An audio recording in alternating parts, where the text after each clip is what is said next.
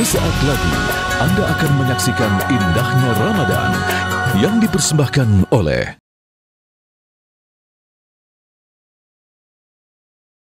4 alasan doa tidak terkabul. Mat'amuhu haram, makanannya haram.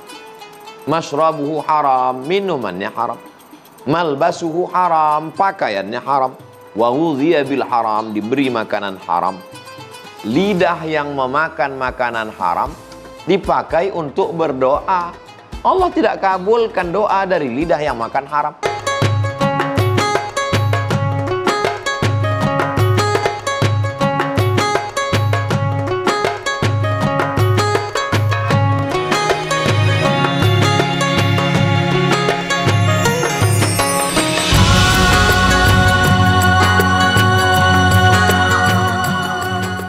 Bismillahirrahmanirrahim. Assalamualaikum warahmatullahi wabarakatuh. Alhamdulillahirabbil alamin, hamdan katsiran tayyiban mubarakan fih. Asyhadu an la ilaha illallah wa asyhadu anna Muhammadan abduhu wa rasuluh. Alhamdulillah, segala puji pemirsa kita panjatkan kehadirat Allah Subhanahu wa taala. Hingga saat ini, hingga detik ini kita masih diberikan kesehatan oleh Allah Subhanahu wa taala dan masih bisa menjalani puasa, dan indahnya Ramadan kembali hadir menemani santap sahur Anda di pagi hari ini. Pemirsa, kalau berbicara mengenai rizki, kita insya Allah akan berusaha dan mungkin mudah sekali untuk mendapatkan rizki yang halal, dan kita insya Allah dimudahkan untuk mencari rizki yang haram. Namun pertanyaannya adalah bagaimana kita menjaga rizki halal, menjaga rizki ini agar terus halal. Insya Allah kita akan bahas di kesempatan pagi hari ini bersama Uwas dan para sahabat. Kita sapa dulu. Assalamualaikum Uwas, bagaimana sehat Uwas? Waalaikumsalam warahmatullahi. Alhamdulillah sehat. Alhamdulillah sehat. Yai Syarif Rahmat, alhamdulillah sehat. Alhamdulillah, doaik. Masya Allah, kita akan membahas tentang bagaimana menjaga rizki yang halal ya. Bersama para jamaah di sini saya akan sapa. Assalamualaikum, bagaimana? Sehat semua? Alhamdulillah sehat ya. Kita akan berbicara bagaimana menjaga rizki halal ya ibu-ibu. Silakan Ustadz Abdul Samad untuk memulainya. Izin ke? Bismillahirrahmanirrahim. Assalamualaikum warahmatullahi wabarakatuh. Waalaikumsalam warahmatullahi wabarakatuh. Alhamdulillah wassalatu wassalamu ala rasulillah wa ala alihi wa sahbihi wa man tabi'ahu wa mawalah. Yang sama-sama kita hormati guru kita semua, Kiai Haji Syarif, Ustaz Sofyan, adik-adik, ibu-ibu, jamaah yang ada di studio, yang ada dimanapun berada, yang selalu dalam keadaan rahmat ridha Allah, mudah-mudahan selalu istiqomah insyaallah. Seringkali kalau sudah disebut kata rezeki, yang terbayang di benak kita adalah uang, harta, materi, rezeki. Tapi coba kita baca doa khatam Quran yang semua kita hafal. Allahumma arhamna bil Quran waj'alhu lana imaman wa nuran wa hudan wa rahmah. Allahumma zakkirna minhu ma nasina wa 'allimna minhu ma jahilna warzuqna tilawatahu ana al-laili wa atrafan nahar waj'alhu lana hujjatan ya Rabbal Alamin. Yang mau kita garis bawahi adalah warzuqna tilawatahu. Kenapa tidak warzuqna fulusahu? Warzuqna tilawatahu, berikanlah kami rezeki membacanya. Jadi banyak orang menganggap, saya ini kan udah sholat, udah puasa, kenapa nggak dapat rezeki? Kamu dapat rezeki, cuman nggak nganggap itu sebagai rezeki. Duduk dengan Kiai Syarif bagi saya rezeki. Rezeki duduk mujalah satu solehin itu rezeki. Diberikan kesempatan untuk mengisi bulan suci Ramadan dengan ibadah itu rezeki. Jadi luruskan dulu pemahaman tentang rezeki. Itu kata Syekh Muhammad Mutawalli Asy-Sya'rawi. Jangan sempitkan rezeki pada benda materi harta. Punya istri solehah, rezeki. Punya suami yang soleh, rezeki. Punya anak yang taat, rezeki. Punya lingkungan yang baik, rezeki. jaga rezeki yang diberikan Allah Subhanahu wa taala ini. Nah, kalau yang dianggap mau dikonsentrasikan, mau difokuskan menjaga rezeki yang halal maksudnya adalah pendapatan, uang, materi. Memang dalam Islam masalah makan dari uang dicari caranya. Kulu makanlah min thayyibat, yang baik-baik. Kenapa demikian? Innallaha thayyibun, Allah itu maha baik. La yaqbalu illa thayyiban. Dia tidak menerima kalau tidak yang baik-baik saja.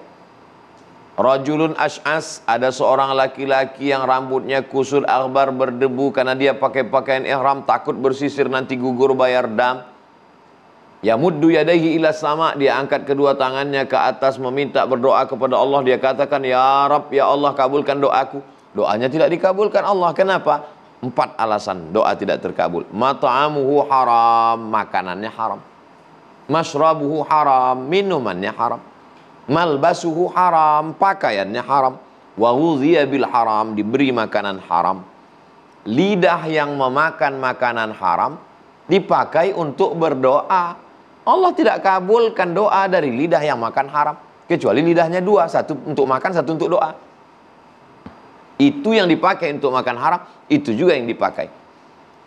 Nasi uduk, lontong sayur, semua yang dimakan berubah menjadi setetes darah. Darah itu lalu kemudian masuk ke dalam jantung. Dari jantung menyembur darah naik ke otak. Otaknya menjadi gelap hitam. Kita semua hafal ayatnya. Nasiyatin kazibatin khati'ah. Nasiyah yang kita usap saat wudu, ubun-ubun. Otak bagian depan berpikir. Ternyata otak bagian depan inilah yang memerintahkan mata, memerintahkan telinga, memerintahkan kaki dan tangan. Kalau tidak sesuai asupan darah naik ke otak, kita bisa stroke ringan. Mudah-mudahan kita sehat semua insya Allah. Amin. Amin. Yang jahatkan mata, yang jahatkan lidah, yang jahatkan tangan, yang jahatkan kaki, yang jahatkan kemaluan. Betul. Tapi kenapa? Karena ada darah dari otak. Darah itu kotor, jahat. Maka kasihan sekali anak istri di rumah yang baik, yang tulus, yang ikhlas, yang hijau, mendoakan. Tapi mereka diberi makanan haram, diberi makanan yang tidak baik. Lama hidup banyak dirasa, jauh berjalan banyak dilihat. Ketemu orang isi kepalanya macam-macam. Saya ketemu dengan jamaah datang ke rumah. Ustadz Abdul Somad, ada yang mau saya tanyakan. 4 mata Pak Ustadz. Saya bilang jangankan 4 mata, 3 pun bisa. Ini gambarnya Pak Ustadz. Gambar apa nih? Gambar emas batangan. Loh, dapat dari mana? Ada yang ngantar ke rumah Pak Ustadz. Ini emas. Sempat kami foto. Kamu nggak ambil? Enggak. Terus saya biarkan hilang sendiri. Ini ada keris emas Pak Ustadz. Nggak ambil? Enggak juga. Dalam hati saya, untung nggak datang ke saya. Saya nanya, kamu kan bukan Ustadz, bukan Ustazah. Kok nggak kamu ambil ini? Kami takut akidah kami rusak Ustadz. Kami takut anak kami makan haram Pak Ustadz. Ternyata makhluk-makhluk unik ini masih ada di zaman ini. Ini makhluk yang perlu dibudidayakan. Ini namanya jamaah saurus. Sudah hampir punah. Tapi ternyata orang yang takut sama Allah itu masih ada. Yang menjaga dirinya takut haram, itu masih ada. Saya menjenguk jamaah sakit. Setelah selesai, Ustadz tadi jenguk jamaah sakit ya? Iya. Itu orang luar biasa Pak Ustadz. Loh, Bapak kok kenal? Kami pernah bawa koper isinya uang ke kantor dia. Terus kami katakan, Pak, kami tahu anak Bapak lagi kuliah di Australia. Tolong terima ini sebagai ya sagu hati. Apa kata dia? Saya nggak mau kasih makan anak saya makan haram. Itu orang baik Pak Ustadz. Masya Allah, tabarakallah. Ternyata masih ada orang-orang baik di atas di dunia ini. Maka ketika kita masih bisa menjaga diri kita, orang yang takut makan haram, padahal dia punya kesempatan, dulu itu orang ini disebut dengan sabar. Sabar dia untuk menahan dirinya untuk tidak mengambil. Zaman sekarang, kalau ada orang dikasih uang 1 koper, lalu kemudian dia nggak mau nerima, dia cerita ke temannya, maka temannya bilang, kamu bodoh, bukan sabar. Jadi di Ramadan ini kita memang betul-betul dididik untuk makanan halal ini. Ada seorang perempuan, dia menenun kain di waktu malam. tapi nggak ada lampu di rumahnya. Kapan dia menenun kain? Dia menenun kain ketika pasukan tentara lewat di depan rumahnya dan bawa lampu. Ketika lampu sedang terang, dia tenun. Saat sedang gelap, dia berhenti. Saat ada yang lewat, dia tenun lagi. Kemudian dia berhenti. Akhirnya kain ini siap. Setelah kain ini jadi, dia mau jual, hatinya ragu. Maka dia datang ke rumah Imam Ahmad bin Hambal. Assalamualaikum Imam Ahmad. Waalaikumsalam. Kain ini boleh nggak saya jual? Kenapa? Kain ini saya tenun saat tentara lewat bawa lampu. Terus apa masalahnya? Iya, saya pakai lampunya kan nggak izin. Imam Ahmad bin Hanbal bertanya, kamu siapa? Saya adiknya Imam Bishri Al-Hafi. Allahu Akbar, ternyata dari rumah Bishri Al-Hafi masih turun keberkahan. Begitulah mereka menjaga takut makan haram. Mudah-mudahan dengan pendidikan madrasah Ramadan ini kita menjadi orang yang takut makan haram, insyaallah. Demikian Ustaz Sufyan. Masya Allah, terima kasih Ustaz Abu Samad menceritakan sebuah kisah yang sangat inspiratif sekali. Betapa orang-orang zaman dahulu menjaga rezekinya tetap halal. Namun pada saat zaman sekarang ini, ketika kita benar-benar menjaga rezeki kita tetap di jalan yang halal, namun ada saja bisikan-bisikan, ya rezeki kita masih gini-gini aja, udahlah ambil aja sedikit-sedikit, biar ada tambahan. Nah, bisikan-bisikan inilah biar kita bagaimana mengusirnya agar kita tetap terjaga dari rezeki kita yang halal. Kiai Syarif nanti akan menjelaskan kepada kita semua. Tapi kita lanjutkan dulu untuk menikmati santapan sahur. Silakan, silakan, silakan. Berapa banyak anak tokoh yang alim, yang soleh, yang dikenal baik, tapi anak cucunya akhlaknya buruk. Tidak boleh kita menduga-duga. Tapi secara teori bisa jadi kullu lahmin nabata min haram fannaru aula bih. Setiap daging yang tumbuh dari barang haram, maka dia gerakannya tuh miringnya ke neraka. Dipakai ibadah tidak diterima, dipakai berdoa juga tadi tidak akan diijabah oleh Allah.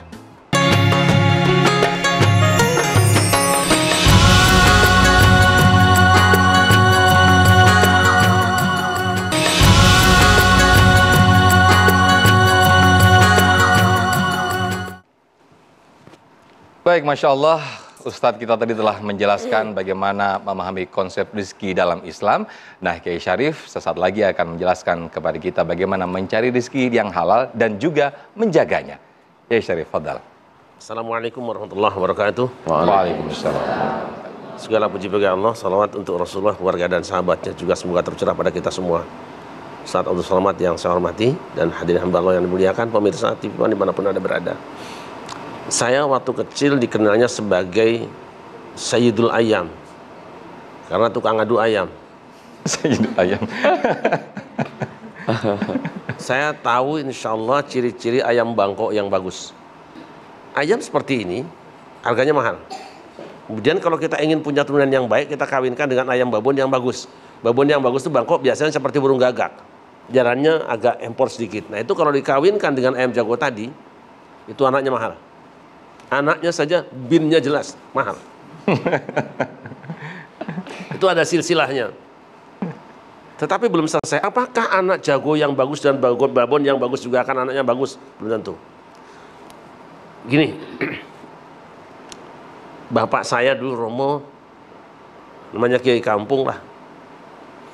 Selalu dan selalu kalau pagi itu wasiat ke anak-anaknya, kamu jangan makan barang haram ya. Udah kita seperti ini saja. Karena kalau orang makan barang haram itu nanti badannya abot ngung ibadah. Berat diajak ibadah. Padahal tugas kita ibadah.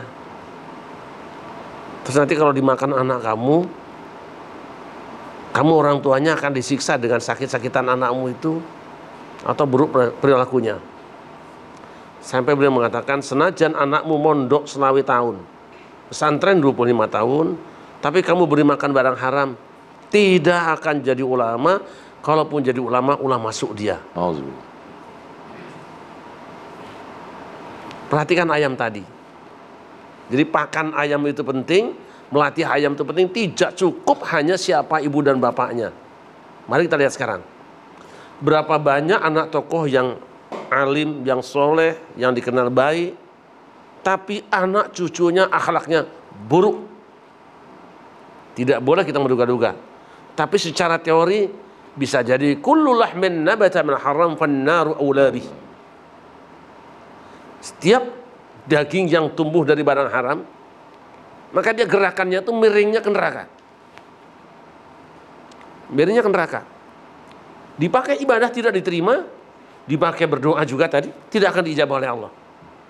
Jadi kita mulai dari sekarang, kita tidak tahu kita anak jago yang mana kita sebetulnya. Tapi perawatan kadang-kadang ayam-ayam yang biasa-biasa saja kelasnya, karena perawatannya baik bisa mengalahkan ayam jago yang jagonya, yang bapaknya bagus. Ini berikan pengharapan pada kita semua. Pantaslah Allah memberikan itibar. Wa inna lakum fil an'amil ibrah. Binatang ternak itu ada pelajarannya. Lihat hewan-hewan. Semua karakter hewan itu ada pada diri manusia. Sangat dipengaruhi oleh makanannya. Kalau hewan yang makan daging-dagingan disebut binatang buas. Seperti itu karakternya. Kalau binatang yang makannya biji-bijian, dia unggas. Seperti itu karakternya. Pun manusia, mau seperti apa karakternya? Silahkan berikan makanan ke dalam tubuhmu, sakarepmu. Nanti seperti itulah perilakumu. Wallahu a'lam. Baik, terima kasih penjelasan dari Yai Syarif. Masya Allah, luar biasa sekali. Kita akan membahasnya lebih dalam lagi di sesi tanya jawab. Saya akan persilakan. Siapa ini yang mau nanya? Oke, saya ke bawah dulu nih. Ada adik-adik dari mahasiswa Andalusi Tazkiyah ya. Silakan, boleh berdiri. Oke, silakan. Bismillahirrahmanirrahim. Assalamualaikum warahmatullahi wabarakatuh. Waalaikumsalam warahmatullahi wabarakatuh. Perkenalkan, nama saya Diana Mariatul Ulfa Boruregar. Saya dari Institut Tazkiyah Sentul Bogor. Saya dari Provinsi Riau, Kabupaten Siak. Saya ingin bertanya Ustadz, apakah ada cara membersihkan harta kita yang sudah terlanjur didapatkan dengan cara yang haram? Sekian Ustadz. Masya Allah, pertanyaan yang sangat bagus sekali Ustadz. Silakan Ustadz. A'udzubillahi minasyaitonirrajim. Khudh, perintah kepada Nabi Muhammad SAW, ambil harta mereka itu. Min amwalihim, nisab zakatnya. Shadaqatan, sebagai zakat. Tutahhiruhum, mensucikan. Wa tuzakkihim biha. Tapi ayat ini bukan menjadi legitimasi untuk kita curang dalam timbangan, lalu kemudian tipu-tipu, bohong-bohong. Pas ditanya, gimana ini kan haram. Nanti kalau udah bayar zakat kan jadi suci. Mungkin kita tersilap, mungkin kita tersalah. Itulah yang bisa dibersihkan zakat. Yang dengan penuh kesadaran kita nipu orang, kita ambil barang orang, maka tidak ada cara lain, mesti kita kembalikan. Andai kita sudah bertahun-tahun, maka kita mesti cari tempatnya. Andai orangnya sudah meninggal dunia, bayar ke ahli warisnya. Andai tidak ditemukan lagi, cari di Google. Nggak ketemu juga orangnya. Hadhihi ummatukum ummatan wahidah. Ini adalah umat yang satu. Maka hitung berapa dulu waktu diambil. Kamu ngambil uangnya berapa? 100.000. Mau bayar 100.000 tahun 2023. Ya nggak sama nilainya. 100.000 itu tahun 80 berapa? 1 gram emas. Hitung 1 gram emas tahun 2023. Berarti sekarang 1 juta. Maka sebetulnya udah naik 1.200.000, tapi karena kita udah lama kenal 1 juta aja lah. Udah lama kenal. Harga teman. Maka bayarlah 1 juta itu, serahkan kemana? Ke masalih ammah, untuk kepentingan umum. Maka serahkan. Inilah satu-satunya cara. Jangan hanya menganggap sholat sunat taubat 2 rakaat lalu semua yang haram menjadi selesai. Pas ditanya, ini kamu dulu tipu-tipu, bohong-bohong. Innallaha la yaghfiru ayyushraka bihi. Hafal pula dia ayatnya. Nabi naik ke atas mimbar, walaupun dia sayyidul awwalina wal akhirin, sayyidul anbiya wal mursalin, beliau tetap bertanya, siapa yang ada pernah uangnya aku pakai dan lupa membayar? Berdiri seorang sahabat, innalaka alayya 3 darahim. Engkau punya utang 3 dirham. Apa kata Nabi kepada Sayyidina Fadl bin Abbas, saudara Abdullah bin Abbas, anak Abbas bin Abdul Muttalib, idfa' ya Fadl, bayarkan Fadl. Saat Nabi meninggal dunia, wadir'uhu marhunatun inda yahudiyin, baju besinya tergadai di tangan seorang Yahudi, bithalathina sa'an min tamrin, 30 sa'. 1 sa' itu 4 mud, lebih kurang 3 kilogram. Ada 30 sok berarti 90 kilogram. Ditanya orang Yahudi, ini dapat kamu dari mana? Nabi, kamu meminjam, menggadaikan. Maka ditebus oleh sahabat, dibayarkan. Walaupun kepada orang tidak Islam. Begitulah mereka menjaganya. Lalu kemudian Nabi pernah suatu ketika sholat, Assalamualaikum warahmatullah, Assalamualaikum warahmatullah. Segera beliau bergegas ke kamar untuk mengambil satu amanah yang belum terbagikan. Beliau bagikan sebagai ghanimah, harta rampasan perang. Lalu siapa kita yang begitu mudahnya? Makanya ada satu surat khusus tentang timbangan bagi pedagang yang curang. Wailul lil mutaffifin. Celaka bagi orang yang curang dalam timbangan. Alladzina idza talu 'alan nasi yastawfun. Kalau mereka jadi konsumen, jadi pembeli, matanya tajam. Ini kurang satu mata. Wa idza kaluhum aw wazanuhum yukhsirun. Tapi kalau mereka yang jual, mereka curang. Orang kafir musyrik jahiliyah dulu sampai punya 2 takaran. Satu untuk jual, satu untuk beli. Kalau dia untuk jual, maka bagian bawah itu dia tekuk ke atas biar supaya sedikit isinya. Tapi waktu dia beli, dia bawa takaran dia. Ah, ini dari rumah aku bawa. Sebegitu curangnya, maka orang yang curang itu tidak akan menemukan barokahnya. Maka yang kita minta dari rezeki ini saat dimakan, Allahumma barik lana. Ketika anaknya lahir, Allahumma barakallahu laka fil mauhub. Ketika menikah minta berkah, barakallahu lakum wa baraka alaikum wa jama'a bainakum fi khair. Yang ketika kita bertemu pun minta barakah. Assalamualaikum warahmatullahi wabarakatuh. Barakah itulah yang hilang. Itu Pak Ustadz, orang nggak pernah peduli dengan timbangan, kaya raya, duitnya banyak, rumahnya besar, mobilnya mewah. Itu bukan nikmat, itu adalah istidraj, azab yang tertunda. Sanastadrijuhum min haitsu la ya'lamun. Kami mainkan mereka dengan istidraj dan mereka tidak sadar. Wa umli lahum, aku ulur rezekinya banyak, umurnya panjang, kedudukannya tinggi. Inna kaidi matin, tipu dayaku amat sangat kuat. Jangan sampai kita termakan, terpakai oleh, tertipu dengan tipu daya ini. Demikian. Baik, selanjutnya saya ke jamaah yang sudah siap dengan pertanyaannya. Siapa di sini yang sudah siap dengan pertanyaan? Silakan. Oke, ditahan dulu ya, nanti ya, usai jeda ya. Kita akan kembali, tetaplah di Indahnya Ramadan. Saya ingin memaknai rizki yang barokah. Ada rizki yang ketika kita memilikinya, dia mendorong kita semakin dekat kepada Allah, semakin banyak beribadah, dan kita pakai tambah nikmat ibadah, tambah senang memberi pada orang lain. Jadi sebenarnya yang barokah itu yang kita berikan pada orang lain, bukan yang kita puaskan untuk sendiri-sendiri.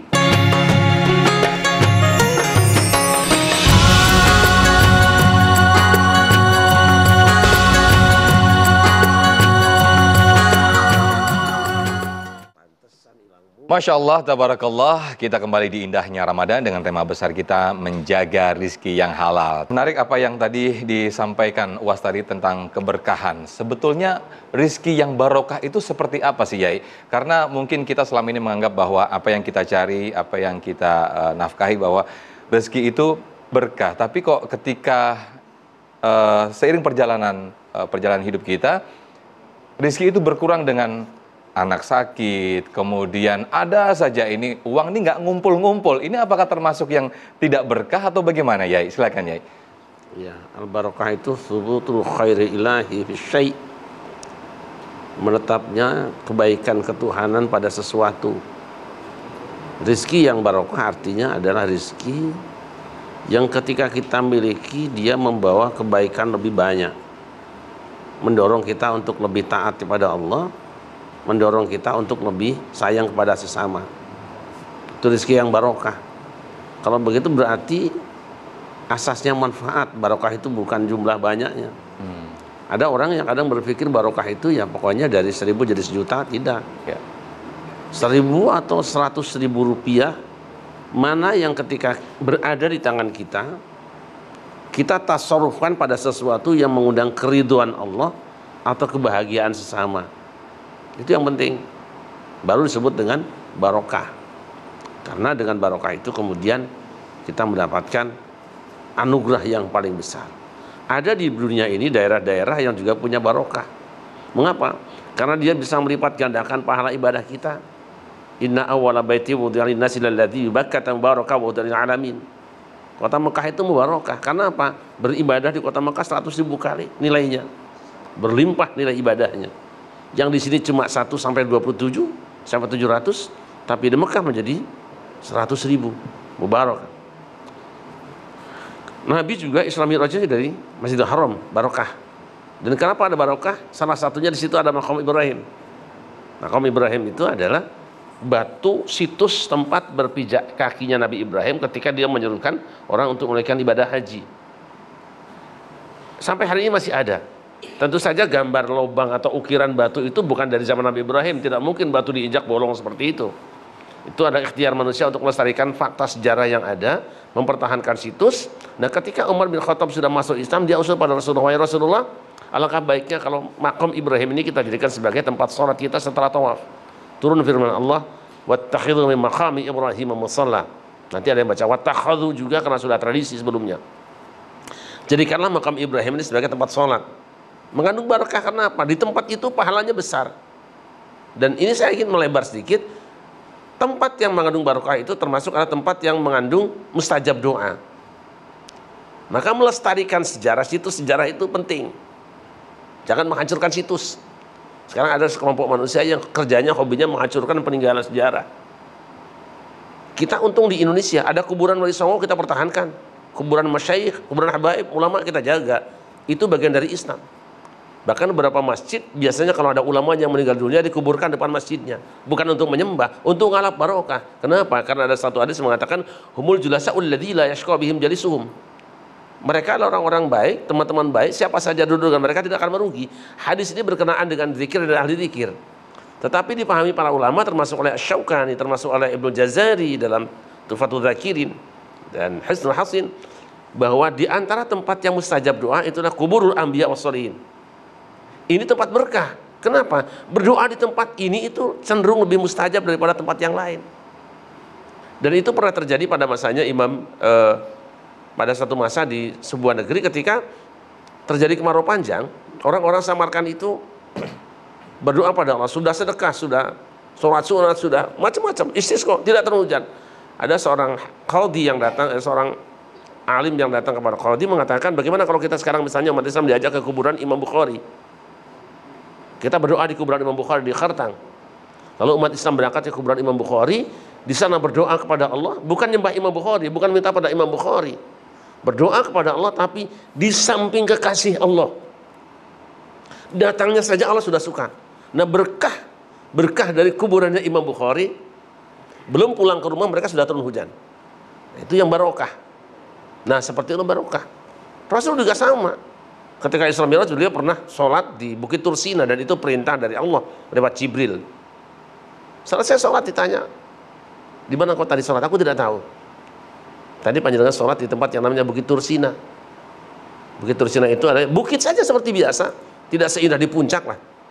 Tapi bukit itu, kenapa Rasul sholat di situ? Disitulah tempat Nabi Musa dulu pernah bertapa, bermunajat kalau bahasa Arabnya. Bahasa kitanya bertapa saja. Dan di situ turun kitab Taurat.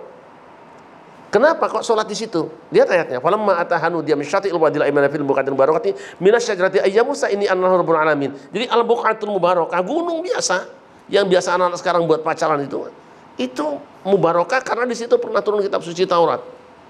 Pernah diinjak oleh Nabi Musa. 40 hari 40 malam dia tirakat di situ. Ngalap barokah berarti Rasulullah itu. Isra Mi'raj saja mah disempat-sempatkan ngalap barokah dulu, transit dulu di situ. Makanya menjadi heran ketika sekarang orang ada yang melarang tidak boleh ngalap barokah dengan tempat turunnya Al-Quran. Saya jadi bingung. Rasulullah ngalap barokah dengan Bukit Tursina, tempat turunnya Taurat. Tapi umat Muhammad diharamkan ngalap barokah dengan Gua Hiro. Aneh sekali.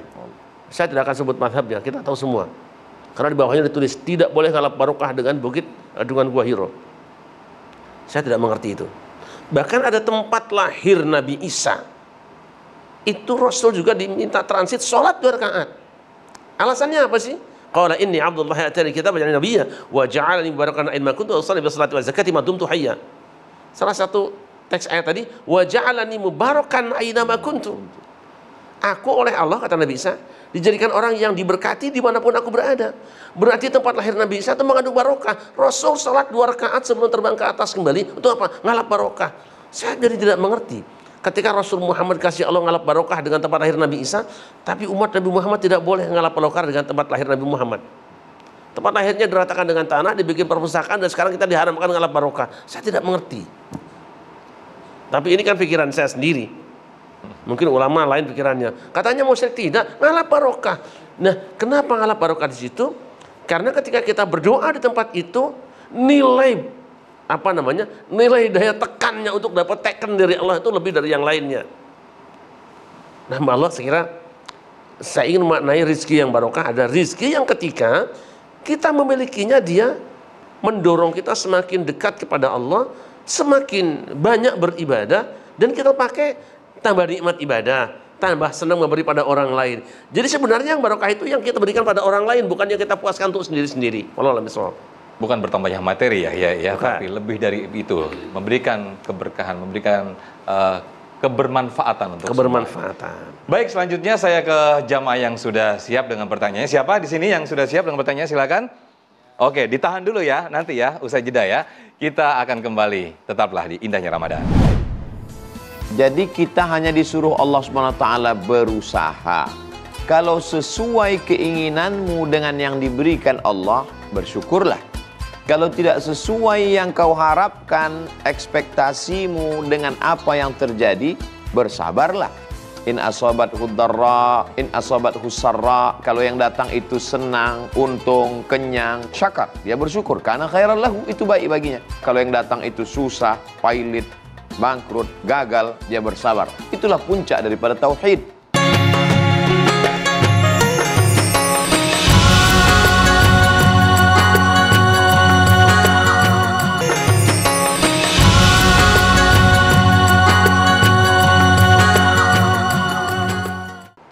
Baik, terima kasih. Masih di Indahnya Ramadan, masih dengan tema besar kita menjaga rizki yang halal. Saya ke teman-teman mahasiswa dari Universitas Tazkiyah. Siapa tadi yang mau tanya? Silakan. Ayo. Mana tadi? Oke, langsung berdiri. Iya, silakan. Baik, Assalamualaikum warahmatullahi wabarakatuh. Waalaikumsalam warahmatullahi wabarakatuh. Perkenalkan, nama saya Farhan Maulana Johar, asal dari Riau, Kuantan Singi, dan sekarang belajar di Institut Tazkiyah Bogor. Yang saya ingin tanyakan adalah, bagaimana menurut Ustadz jika seorang Muslim selalu merasa rezekinya terhalang ataupun terhambat meskipun dia sudah berusaha mencari rezeki itu dengan cara yang halal? Apakah itu sudah menjadi ketetapannya? Syukran, yumkin azamini. Assalamualaikum warahmatullahi wabarakatuh. Waalaikumsalam warahmatullahi wabarakatuh. Silakan UAS. La ini jitama'atil ummatu, seluruh manusia, jinnya, manusianya berkumpul, ala ayyadurruka bisyai'in, mereka ingin menghalangi rezekimu, membunuhmu, membulimu, menyantetmu, memusuhimu. La yadurruka, mereka tidak akan mampu memudaratkanmu, illa qad kataballahu alaik, kecuali memang sudah ditetapkan Allah Subhanahu wa taala. Kalimat ini diucapkan Sayyidina wa Maulana Muhammad SAW kepada Sayyidina Abdullah bin Abbas ketika masih kecil. Ya gulam, wahai anak kecil, menanamkan akidah yang kokoh, yang kuat. Jadi kita hanya disuruh Allah SWT berusaha, berikhtiar. Bismillahi tawakkaltu ala Allah, la haula wa la quwata illa billah. Kalau sesuai keinginanmu dengan yang diberikan Allah, bersyukurlah. Kalau tidak sesuai yang kau harapkan, ekspektasimu dengan apa yang terjadi, bersabarlah. Ajaban li amril mu'min. Orang beriman itu ajib. Semua yang dia terima itu baik. In asabathu dharra, in asabathu sarra, kalau yang datang itu senang, untung, kenyang, syakar, dia bersyukur. Karena khairan lahu, itu baik baginya. In asabathu dharra, kalau yang datang itu susah, pailit, bangkrut, gagal, sabar, dia bersabar. Karena khairan lahu. Itulah puncak daripada tauhid. Tapi kita bukan jabriyah, kita bukan kelompok apatis. Kita adalah ahlus sunnah wal jamaah. Lau tawakkaltum 'ala Allah haqqa tawakkulih. Kalau engkau bertawakal kepada Allah sebenar-benar tawakal, la razaqakum kama ruziqat tayr, maka Allah beri kamu rezeki seperti seekor burung mendapat rezeki. Bagaimana seekor unggas taghdu khimasan, terbang dalam keadaan perut kosong, wa taruhu bitanan, pulang dalam keadaan perut penuh dengan makanan. Belum pernah burung sampai hari ini sebelum terbang mikir dulu, kira-kira dapat ikan nggak ya? Dia di sarang pohon yang tinggi dan makanannya ada di dasar lautan dan dia dapat. Maka muncul istilah kalau rezeki tak kemana. Tapi kalau nggak kemana-mana, Nggak dapat rezeki. pasti dapat kalau Allah mau. Masya Allah. Ketika salah seorang ulama duduk, tidak mau berusaha. Lalu kemudian, kenapa kamu tidak mau berusaha? Wa ma min dabbatin fil ardi illa 'ala Allah rizquha. Semua yang ada di atas muka bumi ini sudah dijamin Allah rezekinya. Untuk apa saya mencari? Kalau memang rezeki saya pasti datang kemari. Yang menegur ini wali Allah juga, sesama wali yang bisa. Kalau kita yang wali murid, wali kelas jangan dulu. Coba lihat di atas pohon sana, iya. Kalau kamu tidak percaya bahwa rezeki dijamin Allah, lihat ke atas pohon sana. Apa yang terjadi? Ada seekor burung yang patah sayapnya. Tapi dia tetap hidup. Dari mana dia makan? Datang burung lain membawakan ikan segar, membawakan cacing, membawakan makanan. Tuh bahwa rezeki dijamin Allah. Lalu bagaimana wali Allah menegur sesama wali Allah? Kenapa memilih burung yang patah sayap? Kenapa tidak memilih menjadi burung yang membawakan makanan? Bukankah Nabi bersabda al-yadul ulya khairum minal yadis sufla? Tangan di atas lebih baik daripada tangan di bawah. Jadi kuatkan tauhid, kuatkan ikhtiar, mengikut sunnah Rasulullah SAW. Jadilah Abdurrahman bin Auf, jadilah Sa'ad bin Rabi', jadilah Utsman bin Affan. Kalau gagal, maka menjadi Abu Hurairah pun bukan berarti tidak bermanfaat. Menjadi Abdullah bin Umar bukan berarti hina. Menjadi Abdullah bin Mas'ud, kita sudah ada porsinya masing-masing. Kalau dapat, Allah ingin kita dapat 2 pahala. Kalau tidak dapat, Allah ingin kita dapat 1 pahala. Demikian Ustaz Sofi. Masya Allah, terima kasih. Mudah-mudahan terjawab apa yang tadi ditanyakan. Berikutnya saya ke Pak Akwat nih, silakan. Siapa yang mau tanya? Oke, silakan berdiri. Bismillahirrahmanirrahim. Assalamualaikum warahmatullahi wabarakatuh. Waalaikumsalam warahmatullahi wabarakatuh. Perkenalkan, nama saya Putri Aliza dari Institut Agama Islam Tazkiyah, asal dari Riau, Siak.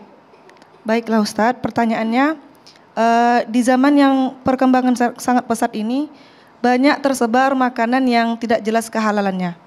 Pertanyaannya, bagaimana cara mengedukasi masyarakat yang awam, yang mana ketika belanja tidak melihat atau mencek apakah makanan yang dibelinya itu halal atau haram? Terima kasih Ustaz. Baik, silakan Yai. Majelis Ulama Indonesia sudah punya stempel, merek, bahwa satu makanan itu halal atau haram. Tetapi tidak semua yang kita ketemukan di lapangan itu ada mereknya. Ada yang remeng-remeng. Maka kita harus ambil standar pastinya.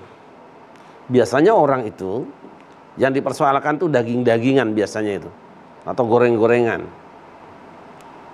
Kalau kita tidak melihat siapa yang membuatnya, yang memproduksinya, tentu kita akan terbawa oleh kesalahan yang besar. Tetapi apabila yang diproduksi itu adalah makanan-makanan daging-dagingan, misalnya kita ragu apakah hewan itu disembelihnya pakai bismillah atau tidak, kita pakai fikih saja yang gampang. Ada orang yang salah paham bahwa kalau nyembelih ayam mesti bismillahirrahmanirrahim. Itu tidak sepakat ulama. Karena ada ulama yang membolehkan tidak membaca bismillahirrahmanirrahim, termasuk Imam Syafi'i. Sunat saja hukumnya. Karena yang maksud dengan wala ta'kulu mimma lam yudhkar ismullah alaihi wa innahu la fisqun. Fisqun itu bukan berarti disembelih tanpa bismillah. Gitu.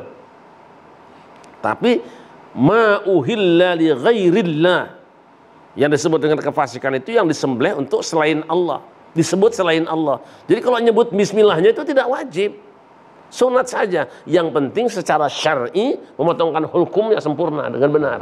Dia tidak mati sebelum potong urat lehernya. Tapi ada juga nanti yang kita syak. Pernah sahabat Nabi syak karena ada orang ahlul kitab yang mengasih daging kambing, ditanyakan pada Rasulullah. Ya, kita kan tidak tahu Rasul ini apakah dibacakan nama Allah atau tidak. Sammu antum wa kulu, kata Nabi. Sahih Al-Bukhari. Kamu baca bismillah, makan aja itu. Daripada meneliti cari-cari orang yang belum tentu, syak kamu sammu antum fakulu. Baca bismillah dan makanlah. Saya kira jawabannya sederhana saja. Jangan makan yang tidak-tidak, kalau tidak tahu pasti itu syubhat namanya. Ini dagingnya haram apa enggak? Cari yang udah jelas aja, masih ada kok. Kayak dulu orang ribut itu makan bekicot halal apa tidak? Kan ramai dulu itu. Sempat ramai fatwa ulama. Alah, daging ayam masih banyak, ngomongin bekicot. Cari yang gampang aja. Tapi kalau terpaksa kita bertemu dengan sesuatu yang memang agak sulit, tadi prinsipnya. Jika secara teori umumnya adalah orang mempergunakan produk itu adalah halal, cukup kita ikuti dengan yang umum saja. Hindari buruk sangka. Tetapi ikhtiyat tentu lebih baik. Hati-hati lebih baik. Wallahu a'lam bishawab.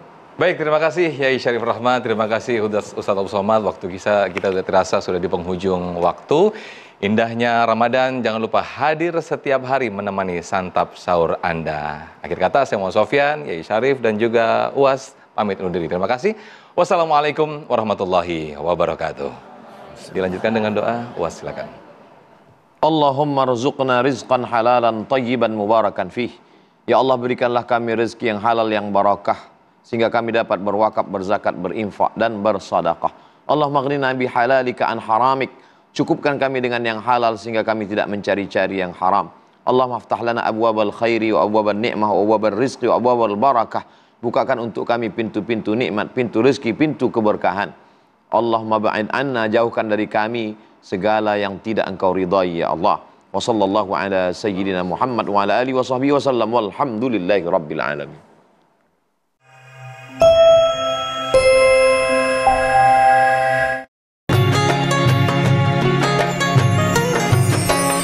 Anda baru saja menyaksikan Indahnya Ramadan yang dipersembahkan oleh